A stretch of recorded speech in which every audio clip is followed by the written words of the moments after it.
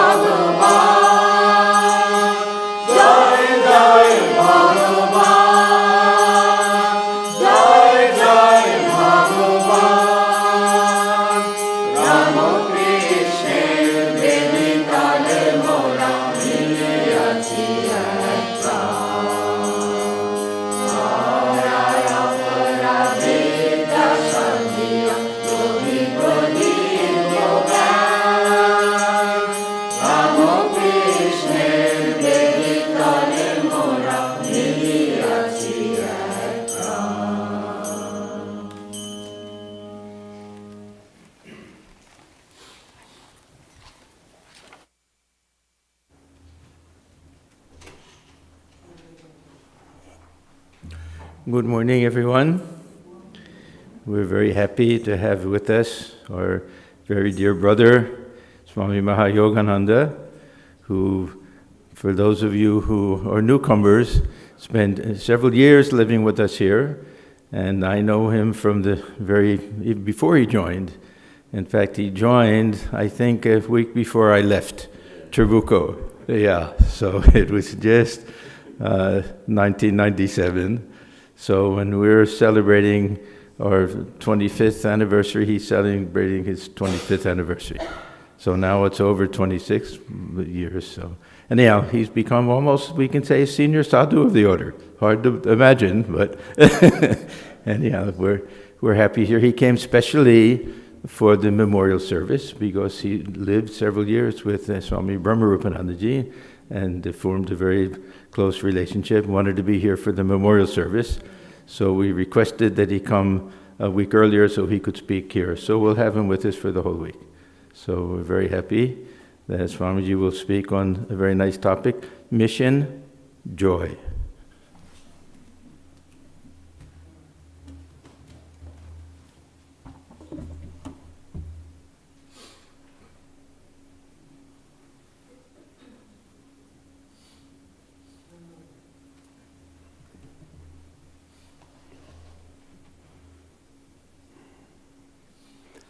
Om Tadekam smaramas-tadekam bhajamaha Tadekam jagat sakshirupam namamaha Sadekam nidhanam niralambamisham Bhavam bodhipotam sharanyam vrajamaha. Om Shanti Shanti Shanti. On that alone do we meditate, that alone do we worship, to that alone, the witness of the universe, do we bow, to that one who is our sole eternal support, the self-existent Lord, the raft to safety across the ocean of samsara, do we come for refuge. Om, peace, peace, peace.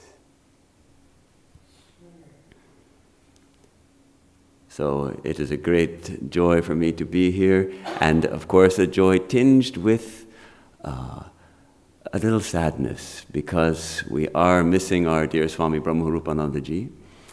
And I lived here 5 years actually, so I knew Swami B very well. And yet, our mission remains the same. Our mission is mission joy. That's our mission. And we have the conviction that Swami Brahmarupananda and all of us, when we leave the body, where do we go? Where do we go? Anando brahmeti vyajanat anandadhyeva khalvimani bhutani jayante anandena jatani jivanti anandam prayantya visamvishanti saisha bhargavi varuni vidya parame vyoman pratisthita saya evam veda pratitishthati. This is the thrilling verse from the Taittiriya Upanishad, when Bhrigu is learning about what is the nature of reality, what is the nature of the divine, where do we come from, where do we go? And he learned that, he realized that Brahman is Ananda, Brahman is bliss. For from bliss, from Ananda do we come. All these beings are born from Ananda. And when born, they all live in Ananda. And at the time of dissolution, when we leave the body, when this universe dissolves, where does it go? Back into bliss, back into Ananda. And this is the wisdom, says the Upanishad, taught by Varuna and learnt by Bhrigu. It is established in the supreme akasha, that supreme space which is deep within us in the heart. And one who knows this is established in the bliss of Brahman. So this is our mission, to become established in the bliss of Brahman. We come from bliss, we are going back to bliss. And yet, why does it seem so difficult? It seems a little bit like Mission Impossible. You remember the old TV show? Your mission is to find bliss and be established in it. This recording will self-destruct in 15 seconds. And then the tape destroys, and then we have our mission joy, mission bliss. How do we find it? Here we are in America, where this idea of a happy life is presented to us as the ideal, what we should attain, what everyone should attain is a happy life. And it's built right into the founding documents of this country. The Declaration of Independence says, as most of us, I think, know this, we hold these truths to be self-evident, that all men, they left some people out, all men are created equal, that they are endowed by their Creator with certain unalienable rights, and that among these are life, liberty, and the pursuit of happiness. The pursuit of happiness. And yet, this is the irony, the incredible irony of the statement. You can't catch happiness. We can't get it by pursuing it. So if we pursue happiness, if we seek happiness, we'll be miserable. It evades us. And yet everybody wants to be happy. The research says that across nations, in almost every nation, what people want most at the top of the list, they want to be happy. People want happiness. Yet we don't know how to find it in life. We don't know how to find it. But that's a little bit what I want to talk about today. And these myths that we have of happiness, that when I find the right spouse, when I get my degree, when I get the Nobel Prize, when I complete my life's work of whatever it may be, then I'll be happy. These myths. And what happens? The princess meets Prince Charming, and they lived happily ever after. So these fairy tales that we tell each other, we tell our kids, at least some of us tell our kids, or the kids read, about living happily ever after. So this is what these myths of attaining happiness through accomplishing certain goals. And when we accomplish the goal, then we will be happy. And those are linked with, on the other side, certain fears. Fear of forever misery caused by failures or disappointments, hardships. These two kind of counterbalance each other. On the one hand, a fear of being miserable, and this myth that I will be happy when X. What the problem is that we are conflating goal achievement with happiness. We are conflating often also pleasure with happiness. We can pursue pleasure, and we can get a lot of pleasure, and yet we know that pleasure is always followed by pain. They come together. These pairs of opposites that we have in this world.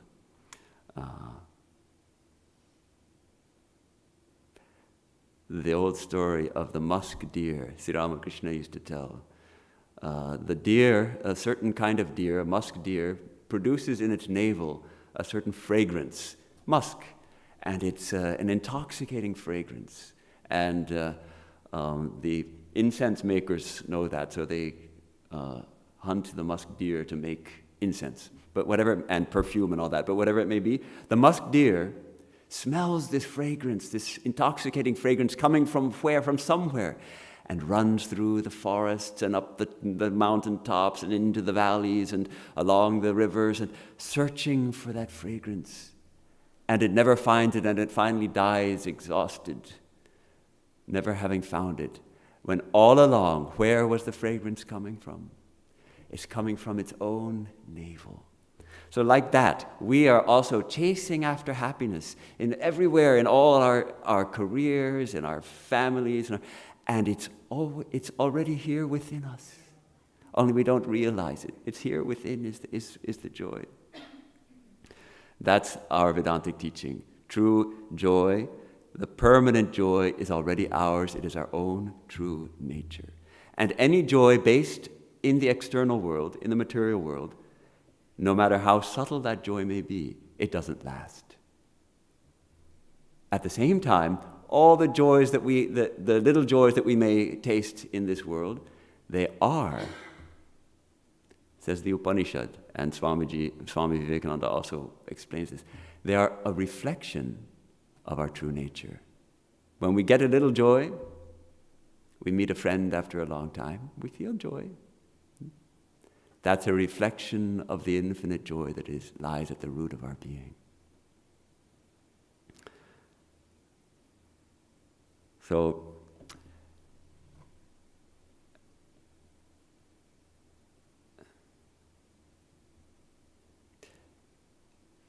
how can we live a happy life? How can we taste a little more joy in life?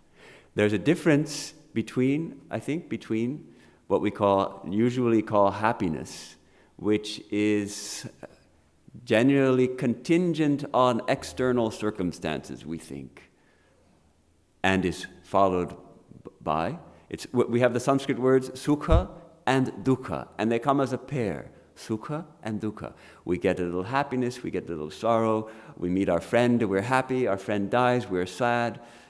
And then there is ananda, there is bliss, which is different. And there's no concomitant word, like it's not one of the pairs of opposites. It's the very nature of reality is ananda. And yet sukha and dukkha follow each other. But we can take some lessons from psychology and from some of the spiritual teachers who can teach us how to start tasting that joy in life, how to start experiencing more ananda in life. And even from the standpoint of psychology, happiness is an inside job. Happiness is an inside job. There's an interesting book that I was looking at. It's written by a psychologist, Dr. Sonia Lyubomirsky, and called The How of Happiness. And she's done a lot of research with her colleagues. Very interesting. The research tells them that wealth, marriage, fame don't contribute much to happiness. When people get married, there generally is a boost in happiness. And how long does it last? About 2 years. So now we have it scientifically proven, the honeymoon lasts for 2 years. And then we know the honeymoon comes to an end. Interestingly, they have found that biology, genetics plays a certain role. About 50% of people's basic set point of happiness in life is genetically determined. I'm not completely convinced, but they do these studies with identical and fraternal twins and comparing the difference and studying the genes, all those things. So about 50%, according to them, is genetically determined. And the circumstances of our lives, only 10%.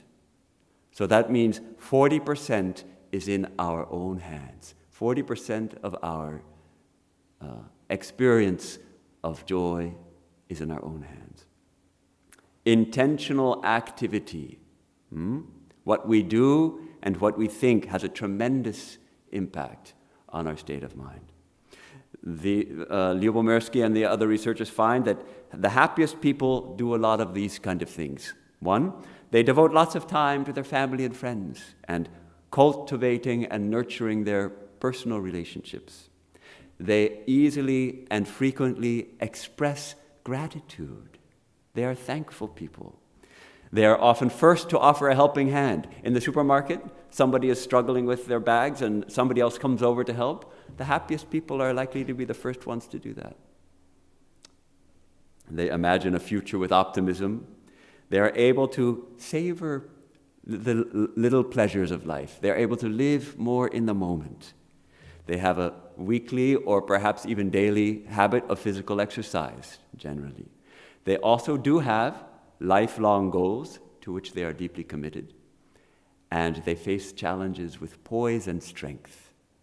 So these are some of the qualities we see in people, the researchers have found in people who are at happiest, who tend to be happy. They have these kind of qualities. So something to think about how we can incorporate these kinds of intentional activities in our own lives.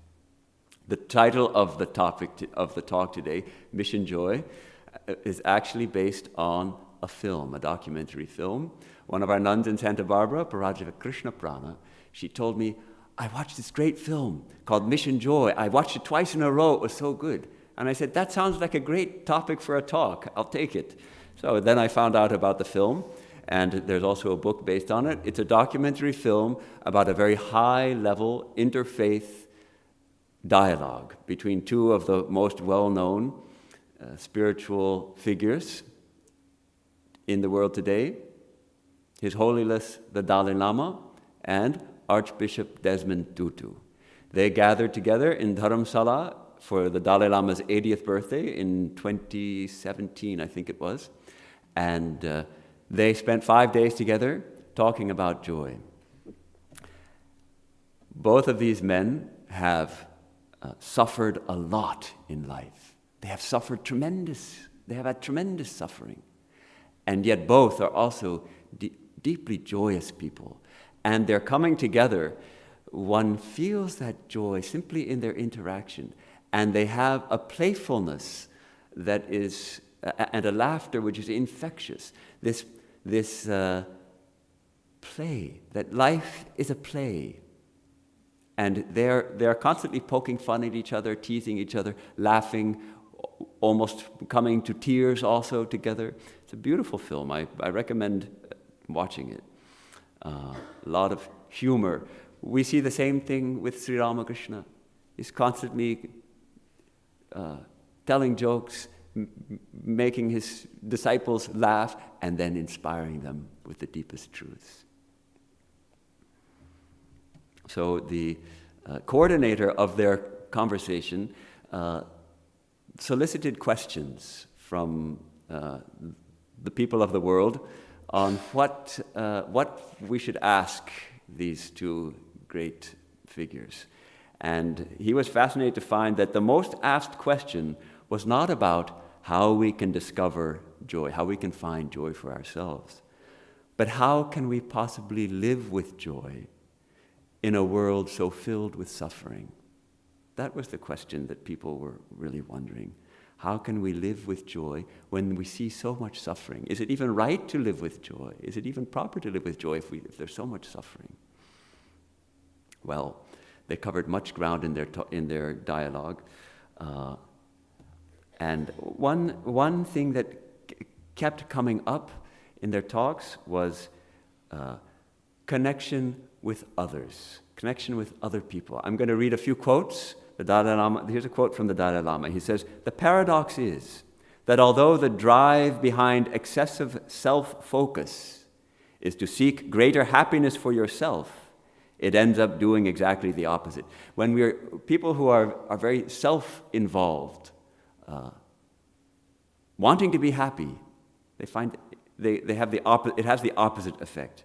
When you focus too much on yourself, he says, you become disconnected and alienated from others. In the end, you also become alienated from yourself, since the need for connection with others is such a fundamental part of who we are as human beings. It struck me that in Vedanta, in our Vedanta tradition, we do not emphasize this. And why? Sri Ramakrishna would emphasize, only God is your own, no one else is your own. He did encourage holy company, but very often he encouraged people, go into solitude for a while. Get some detachment from your family. Yes, treat your family as your own, but know in your heart of hearts that they're not truly your own. And like the maid servant in the aristocrat's house in the city who raises the children but knows that her own home is in the countryside. She calls it her home, she calls the children her own children, but she knows. So Sri Ramakrishna in his teachings, didn't seem to emphasize this connection with others. But look at how he lived. Look at how he lived. There we see he longed for the devotees. He pined for the devotees. He wept for the devotees to come. He prayed for them to come. And then they came, and how much joy he had spending. He was maybe 20 hours in 24, he was with other people at the end of his life, surrounded by disciples, constantly teaching them, enjoying the bliss of spiritual intoxication with them, singing with them, dancing with them. So that a kind of never-ceasing mart of joy in Sri Ramakrishna's room. So why the discrepancy then?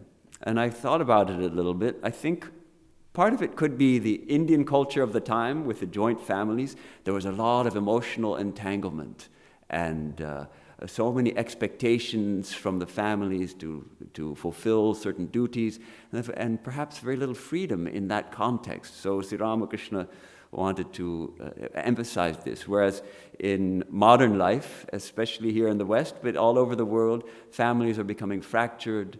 We have a lot of just no children, dinks, no? Double income, no kids. And then we have dink, they say D-I-N-K, dink, double income, no kids. Or just one or two kids and living separately, and then divorces, and so many people living alone even. So perhaps today, Sri Ramakrishna, if he saw this condition, he would emphasize more the importance of holy company, of connecting to others, and of service, of serving others. Connecting to others not on the level of personality so much as on the level of the divine, recognizing the divine in all.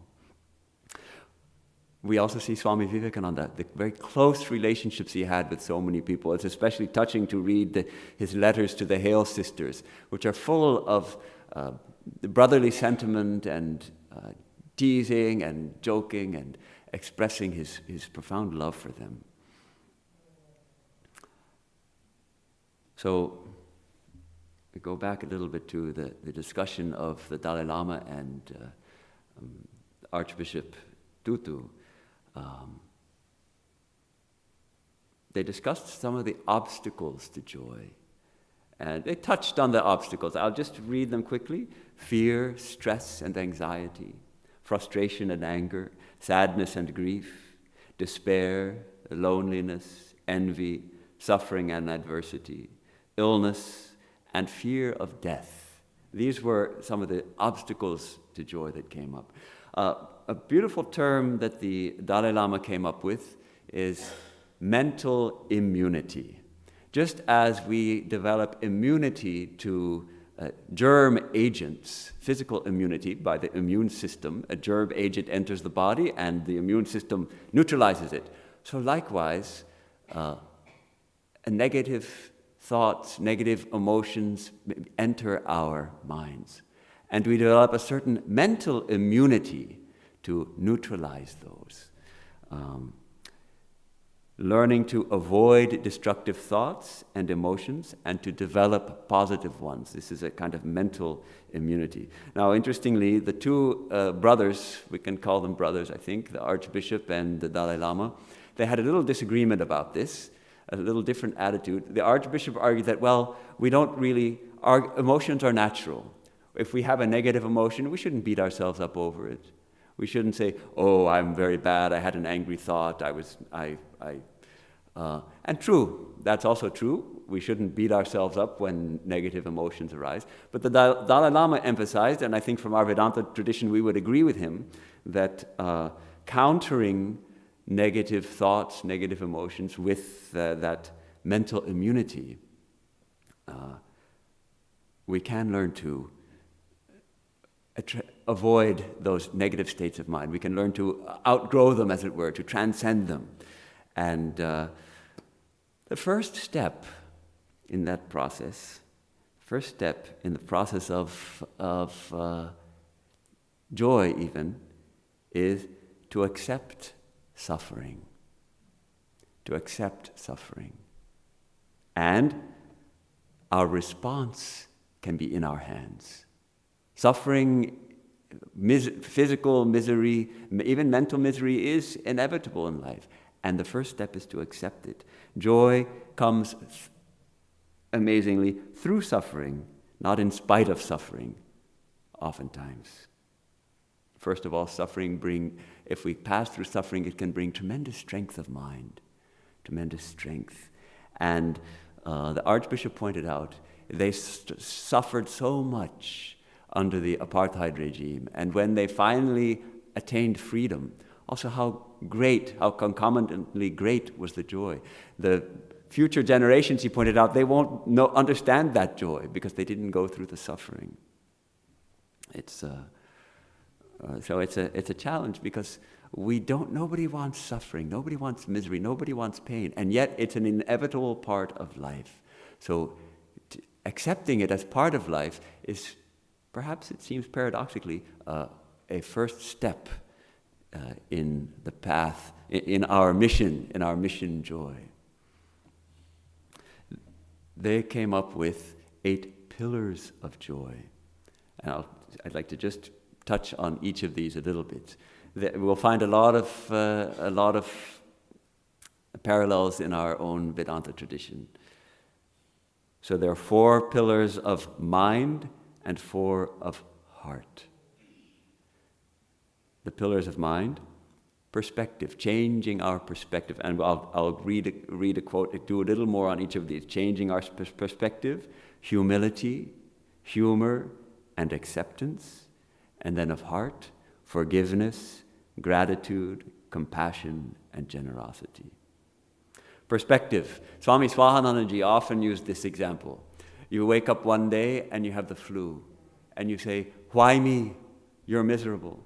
Then you read in the morning paper, 20 million people infected with flu. Then suddenly you don't feel so bad. Everybody's suffering from it. Well, then it's not just me. Suddenly you don't feel so bad. This is called changing your perspective, reframing. This is a real skill. And the Dalai Lama used this example for his own situation. He's been exiled for over 50 years from his own country. He's demonized by the Chinese. He's seen tremendous suffering inflicted on the Tibetan people, tremendous suffering. And he himself had to suffer a lot. He risked his own life when fleeing the country. And so he described how, yes, on the one side, a lot of suffering. But then, all over the world, people are suffering. It's not just me. It's not just the Tibetan people. People all over the world are facing suffering. And then he often points out, and I'm sure he reminds himself regularly, by being exiled, he could learn so much. He met so many people from different religious traditions. And so amazingly, he says, "I prefer the life of exile." He points out that if he had remained in Tibet, he would have been like a bird in a golden cage, in the huge Potala palace of Lhasa, where he's the Dalai Lama, and he's like captured there, actually. So he actually, as an exile, he could learn so much more and meet so many people. So this is how he turned this adversity into an advantage. Turning adversity into advantage. Humility. The Archbishop Tutu points out, sometimes we confuse humility with timidity. No one would accuse the Archbishop of being timid. He was a real, a fiery speaker, a fiery preacher. He says, "This gives little glory to the one who has given us our gifts." How beautiful. If we're timid, we have certain gifts. Let's express those. That gives glory to the one from whom those gifts have come. Humility is the recognition that your gifts are from God.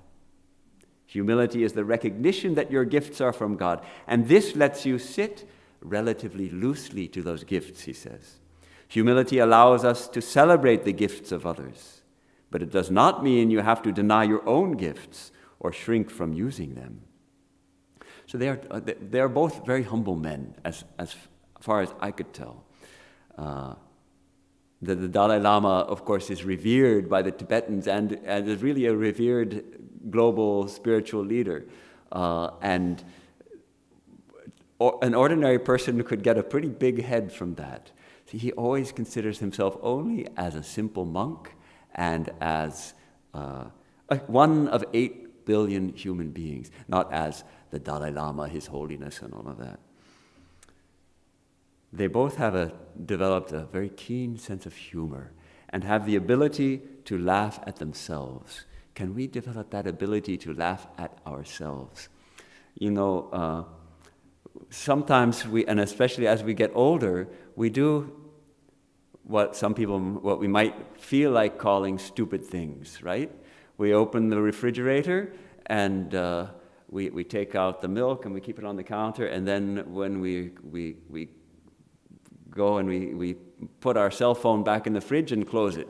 And then where's my phone? And then we finally find it in the fridge, and we have two options there. We could say, I'm so stupid, I put my phone in the fridge, how could I do such a thing? Or we could laugh. It's actually very funny. If somebody else did it, we would laugh. So we can, if we also do something silly like that, we can laugh at ourselves. That's a much healthier attitude. When we stumble, when we trip, when we do things that weren't so skillful, we can laugh at ourselves. Actually, better not to laugh at others and laugh at ourselves. So these two, they're constantly poking fun at each other. And that shows also this tremendous degree of intimacy and trust. To poke fun at someone, we need to have a certain intimacy with them, a certain trust that behind the poking actually is deep love and respect. Now this idea of acceptance, accepting the situation. There are two quotes from the two traditions, Buddhism and Christianity, which are apropos here. Shantideva, the great Buddhist philosopher who lived from around 685 to 763, has this to say: why be unhappy about something if it can be remedied? And what is the use of being unhappy if it cannot be remedied? Why be unhappy about something if it can be remedied? Because just go and remedy it, fix it, solve it if you can solve it. And if you can't, what's the use of being unhappy? It doesn't change anything. It doesn't change anything. This is the essence of the Dalai Lama's approach to life, he says. This is the essence of his approach to life. If we can remedy something, no need to be unhappy. And if we can't, also no point in being unhappy. Now, see the parallel here in the famous Serenity Prayer, which I think most of us are familiar with. It's been popularized by the Alcoholics Anonymous movement. God, grant me the serenity to accept the things I cannot change, the courage to change the things I can, and the wisdom to know the difference. By Reinhold Niebuhr. So, see the parallel. It's basically the same approach taken in a devotional sense. May we have that serenity of mind to accept those things we cannot change. As the Shantideva said, why be unhappy? What's the use of being unhappy if it cannot be remedied? That sometimes can be difficult. So this prayer asks us, give us that serenity so that we can accept what cannot be changed, that we can be happy even in the face of difficulties. And at the same time, give me the strength, give me the courage to change the things I can change. And most important of all, may I have the wisdom, may I have that buddhi, may I have that viveka, so that I can understand, oh, this thing I can change, and this thing I cannot change.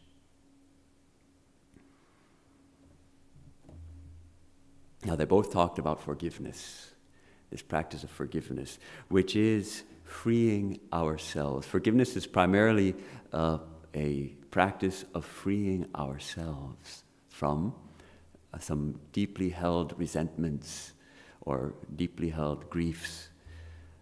And the Dalai Lama, however, makes an important point. He says, there is an important distinction between forgiveness and simply allowing another's wrongdoing. So he's not. We have to point out when someone is doing something wrong. We have to point it out. Where the wrong action is concerned, it may be necessary to take appropriate counteraction to stop it. Towards the person, however, you can choose not to develop anger and hatred. This is where the power of forgiveness lies, not losing sight of the humanity of the person, while responding to the wrong with clarity and firmness. So this idea of not developing anger and hatred through forgiveness, while at the same time saying that this is not proper behavior. the idea that people who are doing bad actions, actually, they're creating tremendous bad karma for themselves. If we can remember that, that may help us to cultivate compassion for them and forgive them. And Desmond Tutu points out, without forgiveness, we remain tethered to the person who harmed us. We are bound to the chains of bitterness. Until we can forgive the person who harmed us, that person will hold the keys to our happiness. That person will be our jailer. When we forgive, we take back control of our own fate and our feelings. We become our own liberator. That's beautiful. Desmond Tutu was involved in the Truth and Reconciliation Commission in South Africa.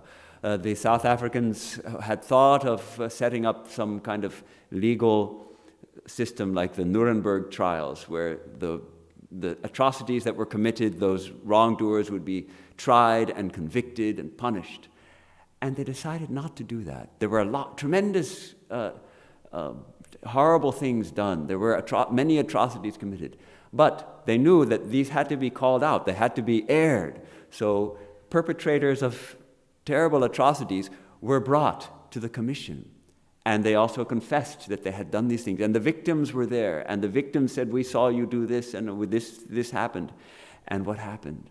In many cases, the victims were able to forgive the aggressors. And a tremendous healing took place. The aggressors also confessed their repentance. And it's a very powerful process which went on after the apartheid regime fell, and it's something to look at and to learn from. Now, a key dimension of joy, according to these two, I think we'll agree, is gratitude. The recognition of all that, I'm reading a quote, the recognition of all that holds us in the web of life, and all that has made it possible to have the life that we have, and the moment that we are experiencing. Simply grateful even for the air, grateful for this moment together of sharing, grateful for the food that we receive and all that that food depends on: the sun, the wind, the earth, the farmers, the truckers who trucked it to this grocery store, the grocery store clerk who put it on the shelves, the factory where the rubber was made into tires that were on the truck that brought it from the farm to the market. Everything is interconnected. As we recognize that interconnection, a sense of gratitude naturally comes. And an attitude of gratitude is an attitude of joy. The seventh pillar that they came up with is compassion. They came back again and again to this, and this is perhaps the Dalai Lama's most well-known message, the message of compassion. The Dalai Lama says, if you want a happy life and fewer problems, you have to develop a serious concern for the well-being of others. A serious concern for the well-being of others. So then, when someone is passing through a difficult period or difficult circumstances, then automatically there comes a sense of concern for their well-being. And if there is a possibility for you to help, then you help.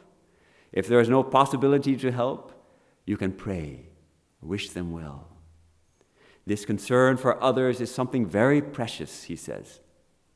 He says, we humans have a very special brain, but this brain causes us a lot of suffering because it is always thinking, me, me, me, me. The more time you spend thinking about yourself, the more suffering you will experience. The incredible thing is that when we think of alleviating other people's suffering, our own suffering is reduced. This is the true secret to happiness, says Dalai Lama. So compassion, not just a feeling, but a feeling which moves us to act. moves us to act, to alleviate suffering of others. And here the echo of Desmond Tutu. I mean simply to say, he says, that ultimately our greatest joy is when we seek to do good to others. It's how we are made. We are wired to be compassionate, he says.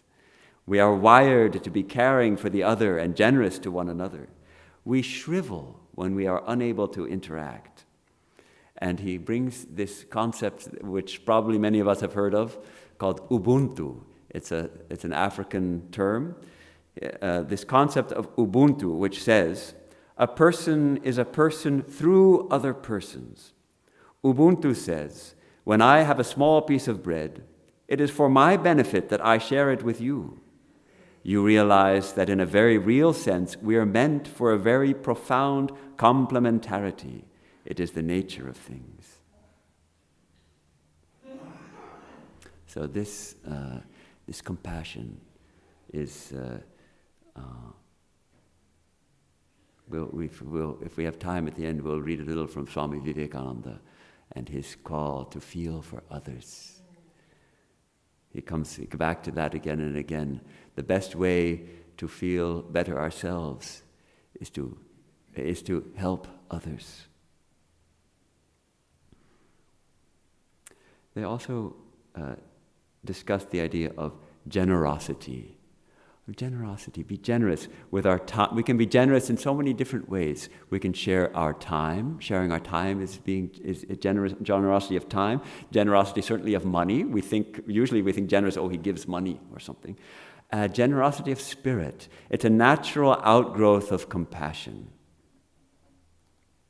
So this giving, from the Buddhist standpoint, there's a material giving, and there's also granting freedom from fear, and there's spiritual giving. Swami Vivekananda outlines the different levels of how can we give to others. And the lowest in the tradition, the Vedanta tradition, actually the lowest form of giving is actually material help, food and such things, because it only alleviates suffering for a little while, for a very little while. And giving teaching, generous with knowledge, is a higher form of generosity because it alleviates suffering for a longer time. But it doesn't really solve the problem of suffering ultimately. Ultimately, the problem of suffering is a spiritual problem. Therefore, giving spiritual teachings is the highest generosity. So let's turn a little bit to Swami Vivekananda. He tells us when we sit for meditation, what's the first thing to do? Send a current of holy thought to all creation. And he reminds us, the more you do that, the better you will feel yourself. You will find that the easiest way to make ourselves healthy is to see that others are healthy. And the easiest way to make ourselves happy is to see that others are happy. And he reminds us, the moment you isolate yourself, everything hurts you. The moment you expand and feel for others, you gain help. The selfish person is the most miserable in the world. The happiest is the person who is not at all selfish. Reminds me of Sri Ramakrishna's story of the calf who was a life of real suffering. And what does the calf say? Hamba, hamba, hamba, me, me, me. And it's yoked to the plow and made to pull the plow in rain and shine and beaten to keep pulling. There's a lot of suffering for that calf as it grows into an ox. And then finally it dies. And even then its suffering does not come to an end because its hide is made into shoes, and so it's walked on, and then it's the drums are covered with the hide of that calf and mercilessly beaten to make the music.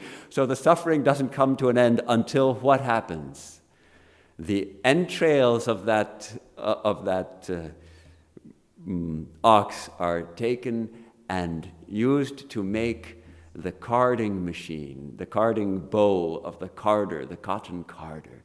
And that, those of you who have heard it know it makes a very strange sound, which sounds like tuhu, tuhu, tuhu, tuhu, which means thou, thou. And when finally that comes, then its suffering comes to an end. Thou alone, O Lord, not I, but thou, thou. That was Sri Ramakrishna's mantra, one of his mantras. Naham, naham, tuhu. That is the mantra of joy. As Swamiji reminds us, everyone is seeking for happiness, but the majority seek it in things which are evanescent. No happiness was ever found in the senses. There never was a person who found happiness in the senses or in enjoyment of the senses. Happiness is only found in the spirit. Therefore, the highest utility for humankind is to find this happiness in the spirit. Now we may say, wait a minute, Swamiji, look at Swamiji. He loved ice cream. Look how he ate ice cream. He loved it. That's sense enjoyment. What is he talking about here? It is said that in Ridgely Manor, they would be sitting at the table, and after dinner, Swamiji would get up to go outside and have a smoke. But they wanted to keep him at the table. So Lady Betty, the mistress of the house, as it were, she would say, I believe there is to be ice cream. And Swamiji would sit back down with a huge smile on his face, like you only see on young children. He would sit back down, and he got all the ice cream he wanted, and he loved it. So what about that?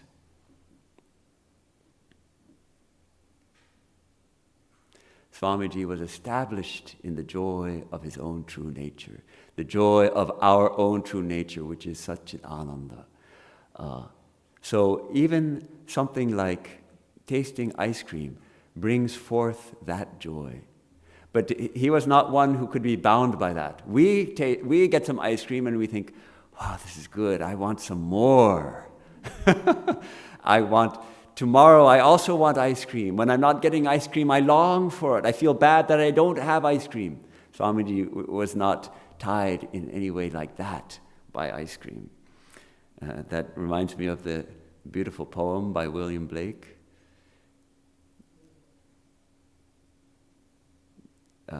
He who clings to, how does it go? He who clings to himself a joy does the winged life destroy. But he who kisses the joy as it flies lives in eternity's sunrise. If we try to hold on to the pleasant experiences, we suffer. We kill the winged life, as it were, the life of freedom. But yes, experiences come and they go. And as they pass, we kiss them. We enjoy them in the moment and let them go. We live then in eternity's sunrise, says the poet. Do you feel for others? Asks Swamiji. If you do, you are growing in oneness. Love opens the most impossible gates. Love is the gate to all the secrets of the universe. Feel, therefore, my would-be reformers. Do you feel that millions and millions of the descendants of gods and of sages have become next-door neighbors to brutes? Do you feel that millions are starving today and millions have been starving for ages? Do you feel that ignorance has come over the land as a dark cloud? Does it make you restless? Does it make you sleepless? Has it gone into your blood, coursing through your veins, becoming consonant with your heartbeats? Has it made you almost mad? Are you seized with that one idea of misery, of ruin? And have you forgotten all about your name, your fame, your wives, your children, your property, even your own bodies? Have you done that? So this is the kind of compassion, the kind of feeling for others that Swami Vivekananda asks us to cultivate. And then we find that, look at Swamiji. On the one hand, his heart bled so much for the suffering, and yet in what joy he was. I'll read that at the end, this joy of Swami Vivekananda. In fact, I'll read it right now. Swamiji was in England in 1896 under very difficult circumstances. He was accommodated by Mr. Sturdy in London, and of course he was working very hard, and the accommodations were not good, and he never complained. But Sturdy finally, something went wrong in his brain, and he turned against Swamiji, and he started criticizing him and saying he doesn't have true renunciation and all these things. And Swamiji bore it for several letters. Finally, he sent to Sturdy a very scolding letter. And something in Sturdy made him preserve these letters and pass them down to us so we have it. So look what he wrote to, this is the kind of difficulty he was in. I remember your place at Reading, where I was fed with boiled cabbage and potatoes and boiled rice and boiled lentils 3 times a day, with your wife's curses for sauce all the time. I do not remember your giving me any cigar to smoke, shilling or penny ones, nor do I remember myself as complaining of either the food or your wife's incessant curses, though I lived as a thief, shaking through fear all the time and working every day for you. Very strong words. This is the kind of experience he had, never raising a word of complaint, but really suffering, at least on one level, suffering. But then, Swamiji's brother, Mahendranath, was also there.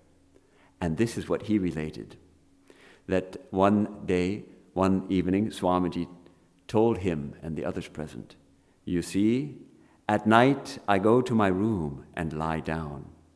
I keep quiet for a while, and then within me so much ananda, so much bliss arises that I cannot stay lying down.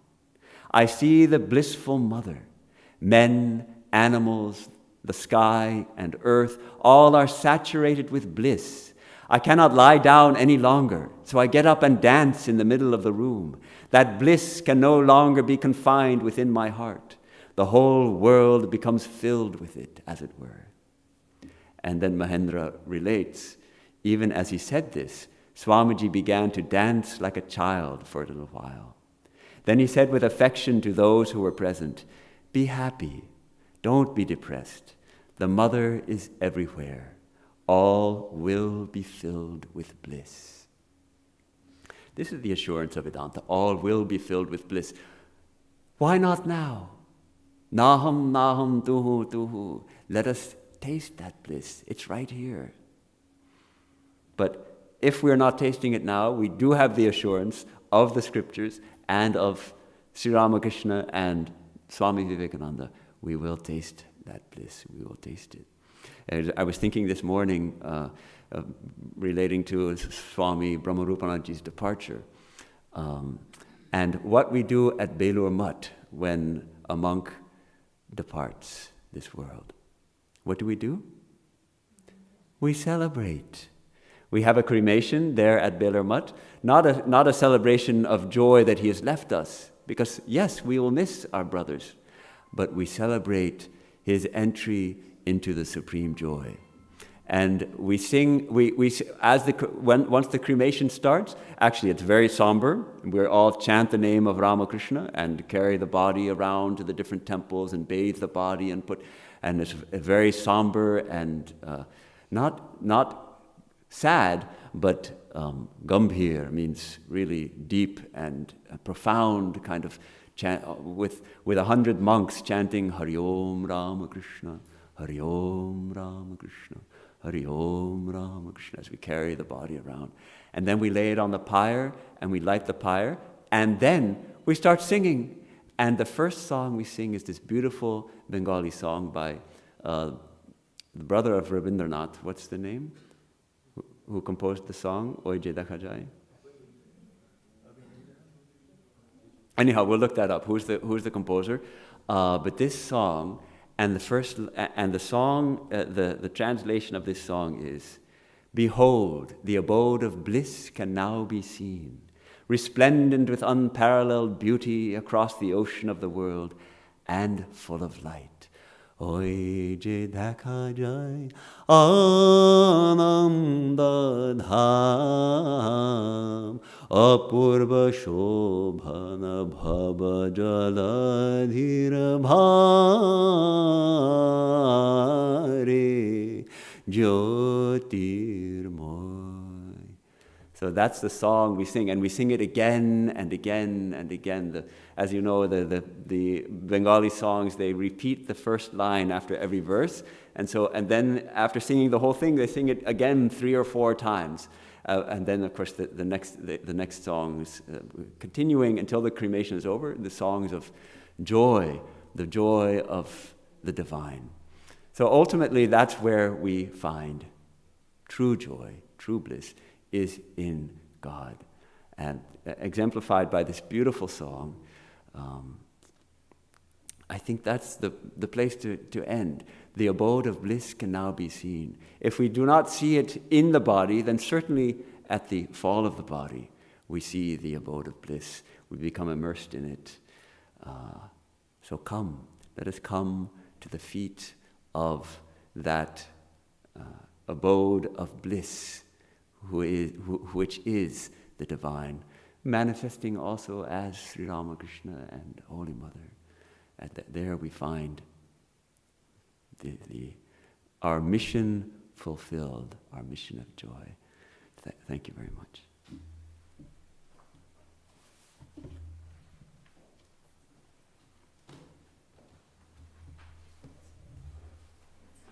The very wonderful talk, huh? And some of the talks we listen to, and then we think, what a nice talk, and then we go home and we forget it. This is one of those that we have to remember the individual points and have to try to put it into practice. You know what Swami Mahayogananda's given name was before he took sannyas? Ananda. I'm used to calling him for years and years. I called him Ananda. So we're very happy that he could come and give such a nice, beautiful talk to all of us. We'll have a closing song, and after that, we invite everyone to the basement for refreshments. Page 64.